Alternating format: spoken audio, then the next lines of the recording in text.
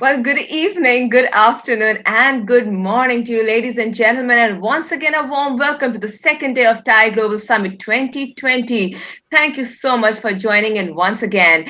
And get ready for yet another very informative session. The topic for which is virtual reality a game? Let me now go ahead and introduce the speakers for the same. We have Mr. Sumit Khandelwal, co-founder and CEO XOXO Day, in conversation with Avi Dwivedi, founder of Extended Reality Developers of India, XRDI. Well, welcome to you, sirs, and let me go ahead and hand over the session to both of you. Great. Thanks, Thanks so Vani. much. Thanks, Tony. Thank you.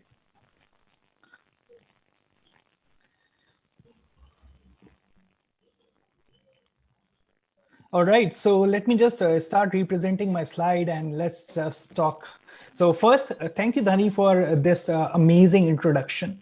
And I'm really delighted and extremely honored that Thai Global Summit gave us this opportunity to be on this global platform and speak our way through. Okay, so I'm Abhi Dwivedi, the founder of Extended Reality Developers of India, which is India's biggest XR community. XR is augmented reality and virtual reality, and we are we are working towards a democratization of this technology towards students and businesses. So in 1 year, we have trained more than 10,000 people in this technology in this particular domain. So today we are tackling with this misconception that whether the virtual reality is a game, because a lot of people have experienced virtual reality in such a way that they have seen it in some mall or somewhere, and they have this misconception that it's only related to games. So I'm just going to talk my way out through some analytics and some numbers. I'm going to talk about that. So let's introduce myself. I'm Avi Dwivedi, the founder of Extended Reality Developers for India, as I said. And I have also this company called, which is a service-based initiative. This is called Unitile Studios. Is virtual reality just a game? So this is something called the hype cycle of any technology. Any technology has this sort of hype cycle. And on this hype cycle, this is a 2017 graph. So virtual reality and augmented reality stands last. So what does it really mean? It really means is the beginning of this hype cycle. This is the innovation part. In this innovation part, the technologies are primarily starting and they are figuring out the protocols, they are figuring out the architecture, and anything could be changed in between them. When this higher peak, when we see this peak, is basically when the media got the attention on that particular technology, some prototypes came out and media start talking about that, then this hype builds up.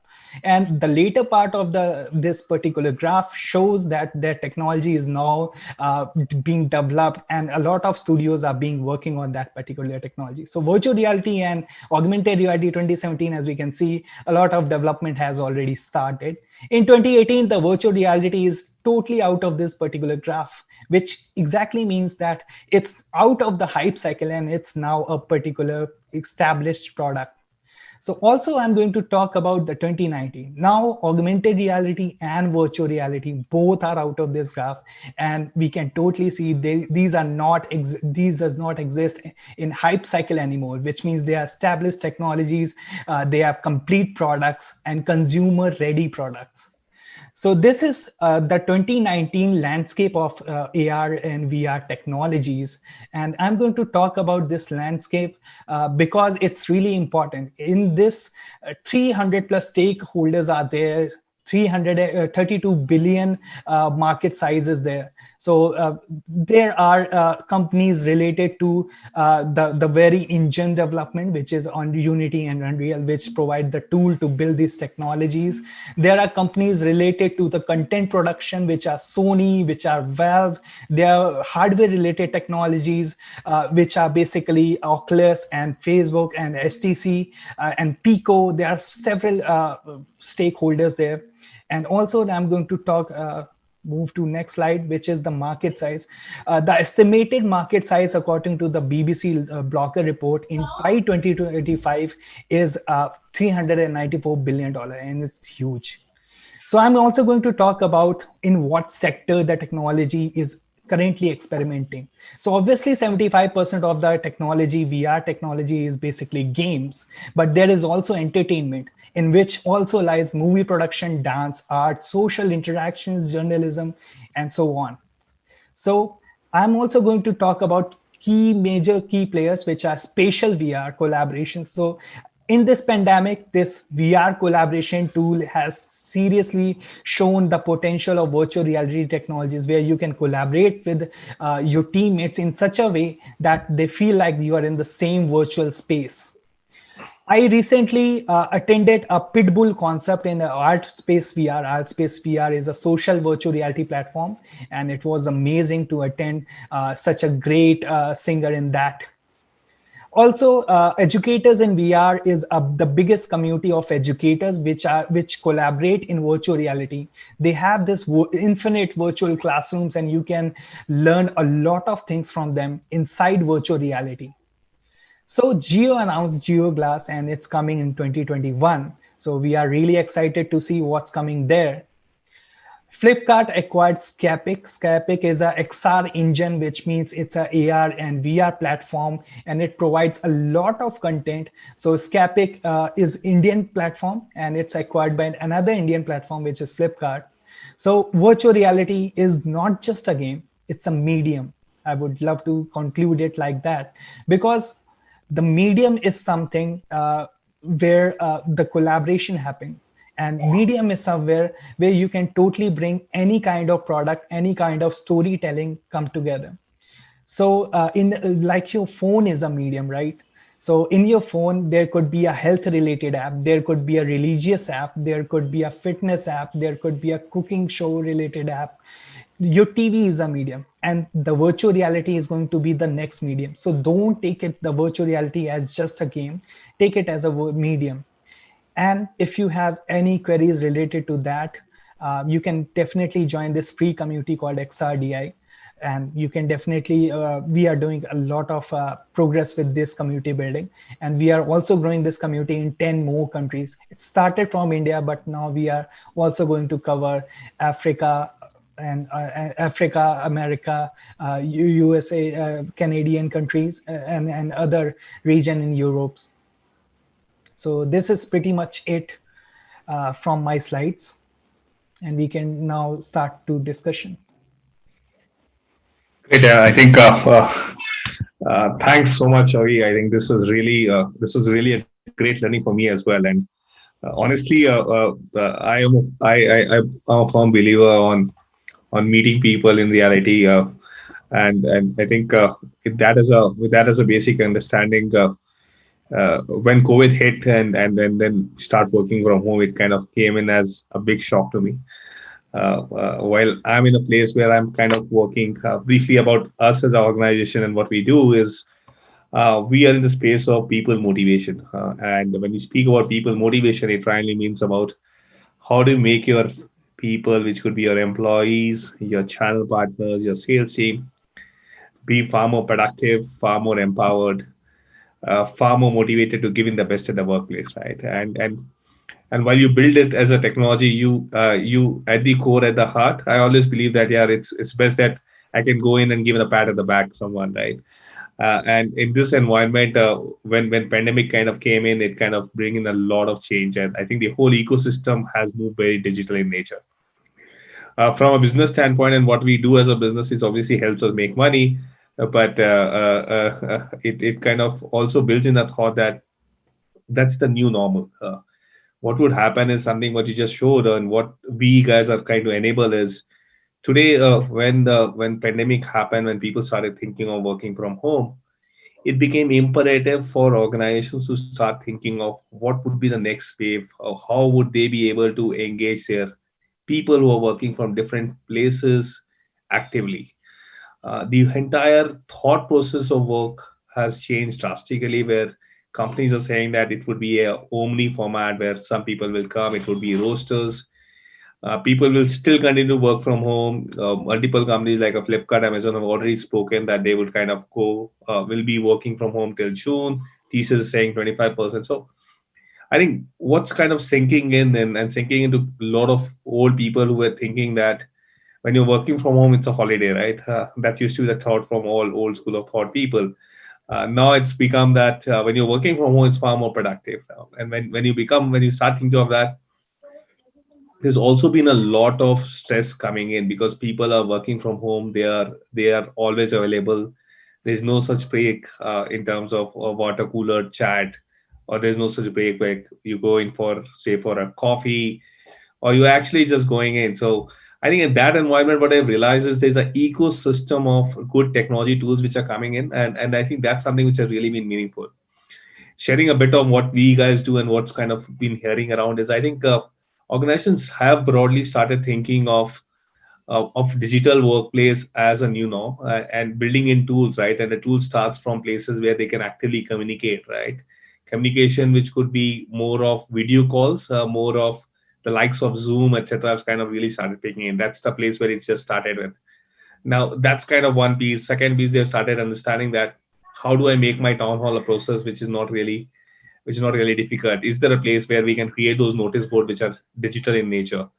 Is there a place where you can actually create a room where people can come in and just post something which is not about work, right? So can I create workplace environment where they might just use some channels which are beyond the work channels to kind of discuss about, hey, where do we party next week, and etc., right? So those are another areas where people have been thinking of. But it's also brought in a lot of people who have been working at home, who are in a state where they feel themselves isolated. They're not all people who would really be participative, right? So in those environment, companies have been thinking of capturing the pulse of employees. It's very difficult to understand that, am I really am I is the organization doing well, right? People were worried about jobs, right? So is there a way that you can actually communicate it? Unlike in a physical space, you know that, okay, fine, there's some action happening in the office, I'm able to see things working fine. But today I'm sitting in a place, let's say, I'm in some village in some city, and I really don't know what's happening. Am I really feeling secure in this organization, right? Those are the thoughts which coming in, and those are critical because those lead to a lot of negativity. Those lead to places where people are not able to understand. So tools like capturing the feedback, capturing the pulse of employees have really started requiring.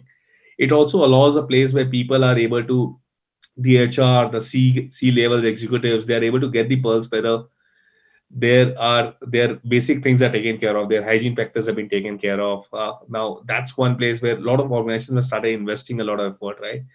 The third area has been about, now understand, when you are in people, you can obviously look at the expressions well, right? But when you're not in people, you want to make it a place that, hey, I'm patting your back and I'm patting the bat in a place where everybody's getting it noticed, right? So in those environment, there's an increasing need of creating the culture of appreciation, increasingly need for people to appreciate for small acts we are doing, because today, if I have done something, I'm not able to show it to multiple people. So if there's a way that I'm able to appreciate someone and that's kind of going into the company wall, that really makes me feel good.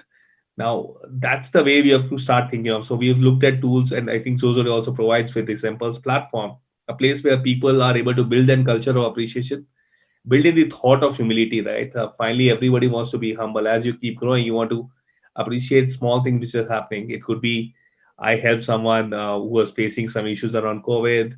I was able to appreciate someone for a project which was really time bound. I was able to do something which was more team based in event. I was able to kind of appreciate, right? So that's something which have been done. And another piece which a lot of organizations really focused on, and these are places where they said, if this is a new normal, is there a way that we can spend some money to make the workplace environment as meaningful, which means a table, a chair, etc. Not everybody has been able to do that because there's a cost involved, but can I really spend some money on building rewards, right? We also have rewards as a big piece, right? And when we said, the organization started thinking that, do we conserve money for this or do we spend more, right?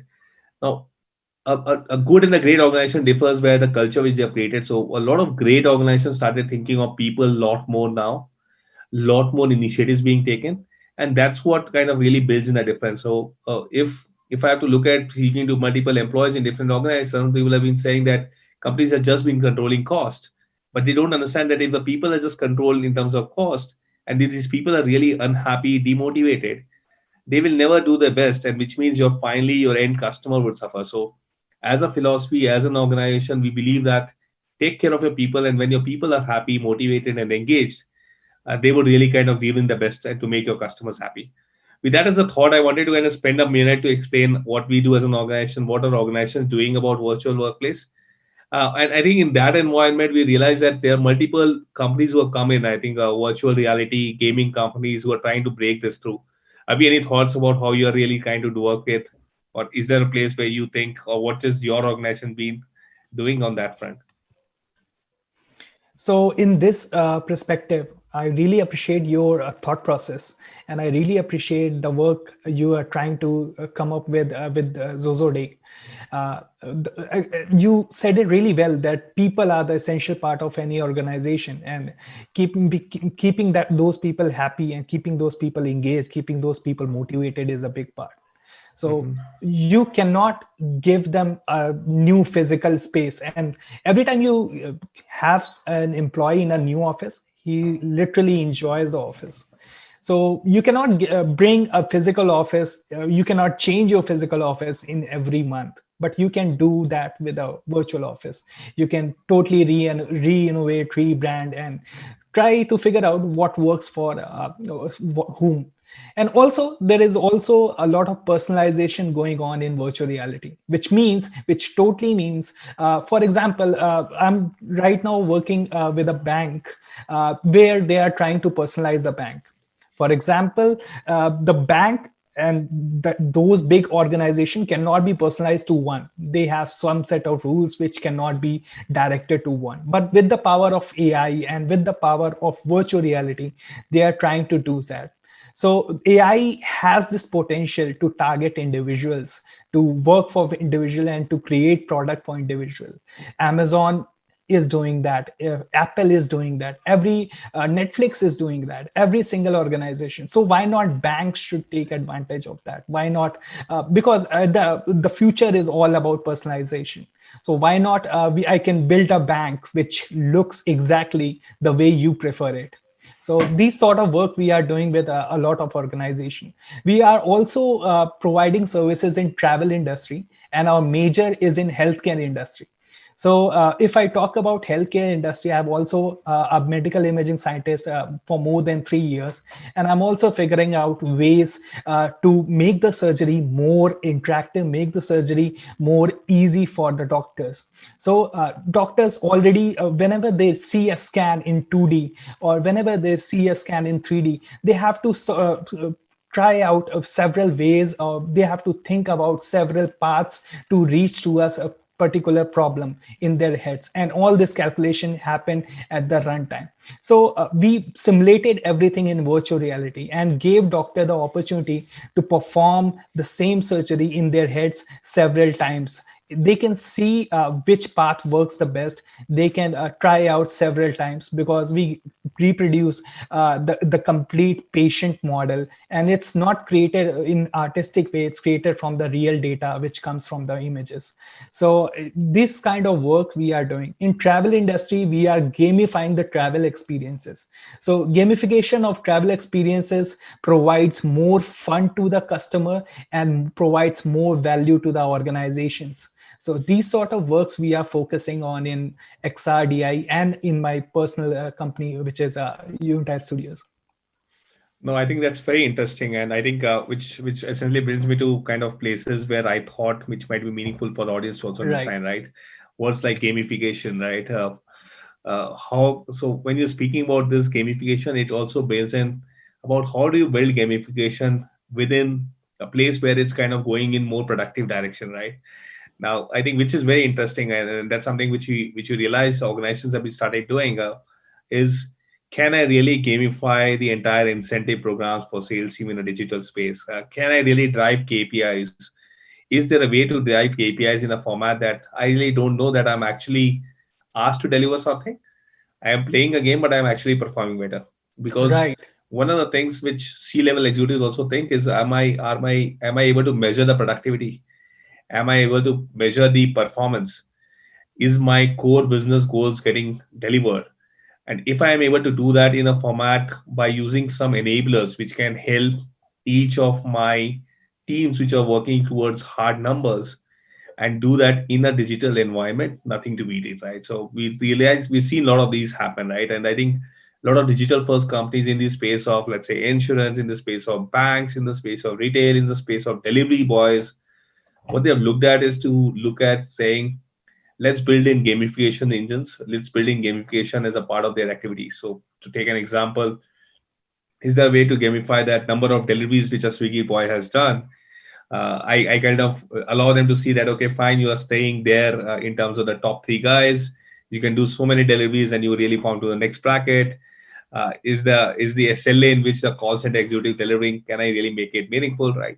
So gamification has actually been something which is really captive, and I think the next level gamification is what you guys are really doing in terms of just not gamifying in terms of in terms of just data, in terms of KPI modeling, in terms of ways you can look game mechanics in this, but also to bake it in the virtual environment, right? That's something which is exciting.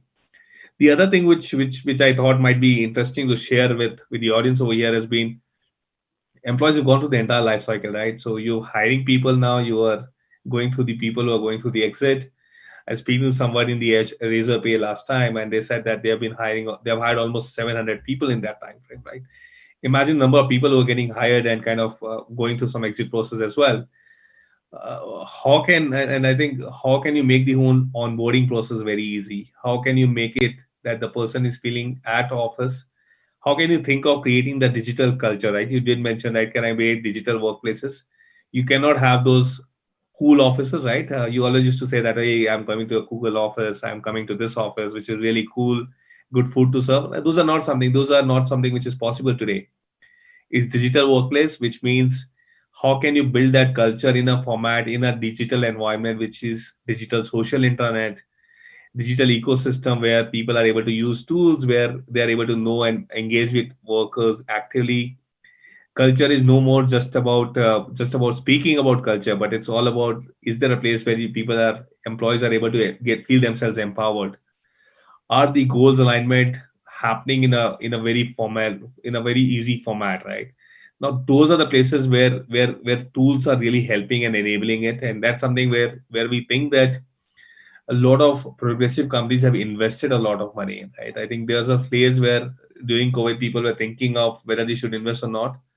Then they started thinking of investing, and now the companies who are really invested in the past are really going meaningful, and I think that's something we should keep on continuing.